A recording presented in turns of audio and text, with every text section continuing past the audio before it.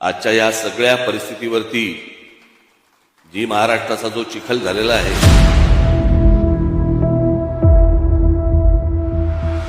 आपल्याला जे बांधायचंय आपण खणखणीत दुकान बांधू, फेरीवाले नाही होणार.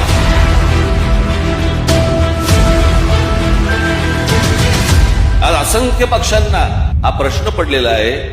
खासदारकीला पराभव झाले, आमदारकीला पराभव झाले, तरी या पक्षामधली माणसं सगळी एकत्र कशी काय राहतात?